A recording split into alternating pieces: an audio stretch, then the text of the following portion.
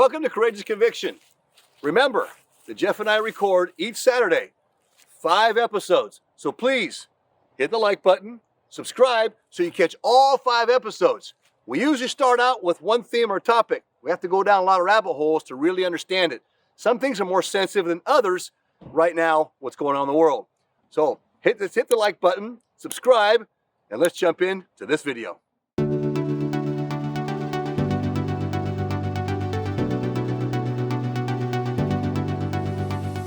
Yeah, well, how do we get people to become one-minded?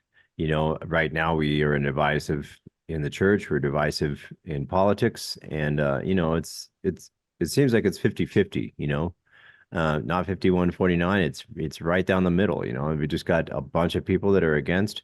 Well, I think that there were a lot more people that did vote for Trump, and I think that he actually won. It seems obvious to me that the mail-in ballots were not favorable to Trump, to the Trump campaign, and were to Biden. There was a study that was recently done showing that 1 out of 5 people that were interviewed out of over 1,000 admitted to voting fraud. All in favor of Biden. So and this is something that recently came out. Anyway, the point is that this division here is a problem with all the immigration that's coming up over the border. Nobody's being vetted. We've got, serious criminals. We have no idea who's coming over. Well, actually, we do. We know that people aren't just going to come over the border and take freebies unless they have, a corrupted moral code. And so a lot of people that are coming up over the border right now aren't the same immigrants that were coming over the border before. Look at, case in point would be looking at New York and that situation with the young, Latino, and this is the Latinos, in New York that are going around on little stolen mopeds and stealing women's purses, taking telephones, and it's an organized crime unit that just spurred on the whole, people being busted in New York and being housed in upscale hotels and being given to cell phones. They're not going out and getting jobs. They're not looking for jobs. They don't want jobs. And now in the industry that I work at, which is in the food industry, one of the biggest industry that's been hurt, and this is the state, I live in a blue state over the border. Big problem right now is that there's no labor. And why is there no labor? It's not because there's lack of bodies. There's people coming up over the border all the time, and most of these restaurants that I'm walking into have 100%, staff that's weren't born here in the U.S., all Latin, all Hispanic, from some country or other. Mostly Mexican, but a lot of them are coming now from South America and Central America. So. But I'm talking to these business owners, and they're like, the other day I had this conversation, and he's like, well, hey, people aren't coming over the border right now to come to work. They're taking freebies, and I've got a problem with that, And so there's about 20% of this population that's coming up over the border, or that has come up over the border, that are against this kind of thing. At least 20%, I'm being very conservative there. Not being able to assimilate into our country is a problem.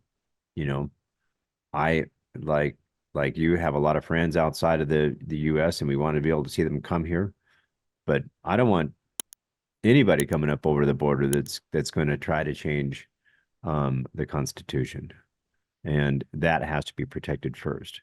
And otherwise, don't come. If we're going to change the Constitution that was written about in the Book of Mormon and that is an inspired document. It doesn't mean that it doesn't have its flaws, just like anything else that was written and inspired from God. But no, it was we're going to go with the whole. It was inspired, and it needs to stay, and it's going to stay at all costs. Well, that's our doctrine too. The Constitution forms part of this doctrine, and though we're becoming a global church, people don't realize that the law of Zion is the original Constitution. In amendments, right? And that will be the law of Zion going out to the world. And people don't realize that. because that defends the freedom upon which the Lord could build his church. Right. Prior to that, the Lord didn't restore his church, and that document disappearing then obviously puts a great burden on the Lord's church as well in its continuation here on earth. Now we know that there will be a society that will form, the tent of Zion. The leaders right now are talking a lot about the stakes of Zion, and I think that is going off a little bit here. The stakes of Zion are going to be those that are converted into the church in the stakes of Zion throughout the world. Right. I listened to Elder Bednar last night on an interview he did recently on just kind of an odd place to see an apostle. But I didn't know that Elder Bednar had worked with Sam Walton and helped Sam Walton develop the Walmart strategy for a number of 17 years, apparently, of that nature. And so these people brought him on under that guise was, hey, how does a church operate on a global concept, right? It's not just U.S. anymore. How does it operate on this big concept? And now, it's interesting that Elder Bednar's training and is being the Lord prepared him for this moment now, and how to take Walmart and expand Walmart, and how to take the policies of Walmart that were, out of a local office and then spreading throughout the country and the world, how you take this and keep the same culture for the Walmart employees everywhere, right? And so Elder Bednar was with Sam Walton when they were developing these strategies. And what he learned from it was interesting how, today these people are prepared for the roles. And I get that. I've heard people say, well, the prophet was a doctor, and so he was prepared during COVID, et cetera, et cetera. Well, you can go back in and start talking about, I'm not going to do that today, but you can start talking about, well, what we know about the COVID vaccine today and what the general authority said about the COVID vaccine, et cetera, et cetera. There seems to be some controversy there. And you can say that. Or you can say, hey, maybe that vaccine was a mistake.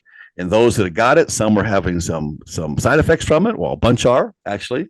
And that will be, those side effects will be what saved people in the viruses 10 years from now, And so then 10 years from now, say, what President Nelson said was then true prophecy. Or was it a strong suggestion? And because he confided in the medical field that he didn't realize yet was it made into a policing arm? Because that was overnight. That just took place overnight, and people didn't expect that. And we'll see down the road. And I'm not going to go in there for that.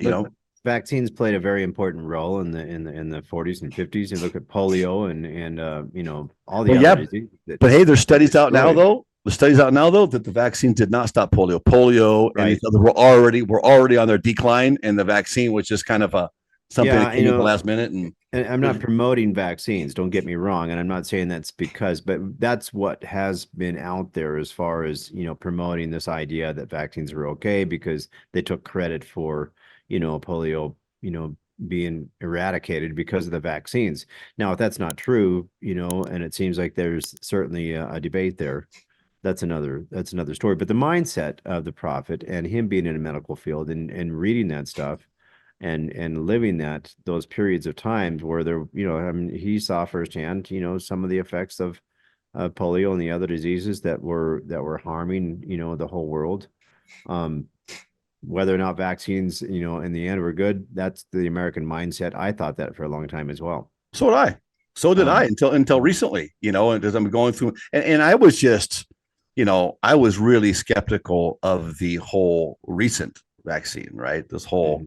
Well, I don't want to say the words because I don't know if YouTube's going to allow us to say the words or not. But the more recent one, we were locked down in the jab. We'll call it the jab. All right.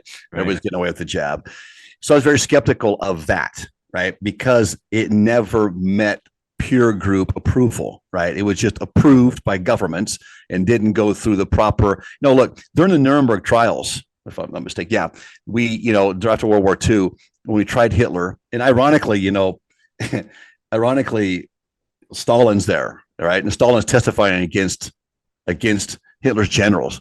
Stalin, who has the gulags and has millions of people locked up still, is allowed to get on the stand and point the finger at all these bad generals. He's doing the same thing. You know what I'm saying? It's just like but what it was about was the medical experiments that were done under Germany or in Germany under Hitler's rule. And how to avoid that kind of an experiment on humanity, there were certain requirements and steps placed, generally accepted by the world, that before a vaccine can be approved or be even tested on humans, it had to hit certain peer group approvals. And that would be other doctors of other areas and other fields, right? And it had to show some results in test animals, et cetera, and maybe some volunteer humans over a period of time, usually 4 to 7 years or to 10 years. To develop truly a vaccine, it takes about 7 to 10 years, right? And we have a vaccine developed in less than a year. So we think it's less than a year, right? Then we find out more information. My point being, I'm not going down that rabbit hole today. Point being that it was just too skeptical to me. 2 and 2 did not pan out to be 4. And by the way, I've actually saw the argument now from the woke left. I'm not going down this rabbit hole, but I'm just going to throw this in there, where they have argument now that 2 plus 2 can also be 5. And they are actually trying to teach this, right? And they're using boxes. And the example I saw was they use these boxes of 2, like 4 different boxes. And when you put all those boxes together, all their corners and everything they come up with, like that whole box in itself, is another box. So 2 and 2, when you put them together, makes 5, because you have 4 boxes inside, then you have 1 big box on the outside for the 5th. And that's the 5th. Well, actually, that's not true, because that big box on the outside is not more, it's a composite of the 4 together, right? So they're trying to create something. Well, this is where this agenda is going. I mean, come on, when you start cutting off, your anatomy and then trying to claim your agenda of some different sort, I'm sorry, there's a problem there. That's like trying to take 2 plus 2 and make it 5, right? It just doesn't, it's just not within the law of nature. Again, not down that rabbit hole. Where I'd like to go though, Jeff, today is let's go back to how we get of one mind and that idea of Zion. Now, what in Zion idea, how do we then, when we understand Zion, how do we then receive these people coming in, right? Now, obviously, if they keep pouring across the border, it's a complete invasion. There will be no assimilation. It's going to be a complete destruction of the society we know today. And that's not going to be something that's going to be a phase out in 10 years. We're going to feel the effects of this in the next 2 to 3 to 4 years. So whoever is the next president is going to have to deal with this. And I think that they feared that Donald Trump will be the next president. And so they're trying to destroy America, both financially, economically. Why were you in the Super Bowl? Here, listen to this. I'm going down a little rabbit hole. Make sure I get back to this whole idea of Zion, okay? Because the actual Zion, the tent of Zion, will be members and non-members alike. And that's what people don't understand. They think it's going to be all members. The stakes of Zion are gathering, but so is the tent of Zion. And we talked about that before. You can look at the red states. And what was going to be the filter? Well, Skousen explains it out well, what the filter is going to be. And so does Brigham Young. The filter would be the U.S. Constitution. Those who upheld the Constitution would be allowed into Zion, right? Now, that's not the stakes of Zion. The stakes of Zion is, as the feeling today, come one, come all, come as you are, and, be okay with that. That's not true doctrine either. But the gathering is just come, okay? So that's the message they're giving right now. But in the actual Zion, 1 out of 10 people will qualify to enter under the tent of Zion. And that's different now, right? That's interesting. And so, and I'm taking that from stats from church archives, okay, from a lot of the stuff in Skousen's book. You can find the references to it. It's called The Cleansing of America by W. Cleon Skousen. If you want to buy it for yourself, you can probably still pick it up on Amazon. Not that I'm a big Bezos supporter, but it's probably the easiest place to find the book is on Amazon. So where was I going to go with this? With us on Courageous Conviction. Remember, there's 5 episodes each week that we put out. We have to go down a lot of rabbit holes, so stay with us. Hit the thumbs up, subscribe, and don't miss tomorrow's episode on Courageous Conviction.